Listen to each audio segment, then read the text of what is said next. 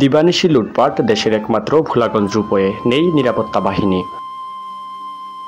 1964 থেকে 1969 সালে সোয়া 2 কোটি টাকা ব্যয়ে নির্মিত ভোলাগঞ্জ রূপয়ে প্রকল্পের দীর্ঘ 18.6 কিলোমিটার ও টাওয়ারের এক্সকাভেশন প্ল্যানেটের সংখ্যা ছিল 120টি।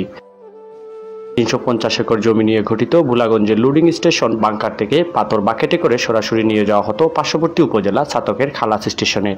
এতে আরও রয়েছে স্বাধীনতা যুদ্ধে নিহত মুক্তিযোদ্ধাদের গণকবর।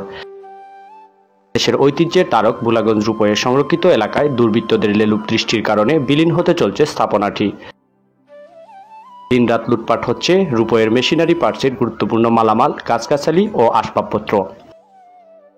সরজমিনে গিয়ে দেখা যায় সেখানে বিভিন্ন রুমের তালা ভেঙে ছোট বড় মোটর, কয়েলের বান্ডিল, জেনারেটর ও জেনারেটরের পার্টস, রূপয়ের ইঞ্জিল সময়ের গুরুত্বপূর্ণ মালামাল, লোহার স্পেন সহ সবকিছু নিয়ে গেছে দুষ্কৃতিকারীরা।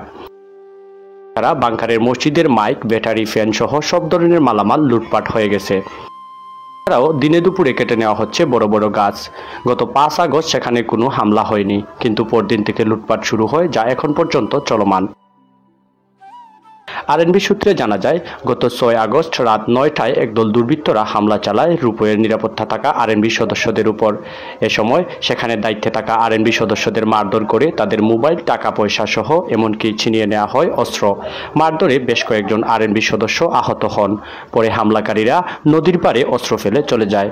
এরপর তাদেরকে সেখান থেকে প্রত্যাহার করা হয়েছে। ছাতক ভোলাগঞ্জ রেলওয়ের দায়িত্বে থাকা আইডব্লিউ আব্দুল নূর জানান, বাংকারের বিভিন্ন স্থাপনা ও মেশিনারি পার্টসের গুরুত্বপূর্ণ মালামাল চুরি হচ্ছে। সেখানে নিরাপত্তার জটিলতায় নিরাপত্তা বাহিনীরও কেউ নেই। গত 7 আগস্ট অফিসিয়ালি আরএনবি সদস্যদের প্রত্যাহার করা হয়েছে। ঊর্ধ্বতন কর্তৃপক্ষের সাথে আলোচনা চলছে সেখানে নিরাপত্তা ব্যবস্থা বিষয় সম্পর্কে।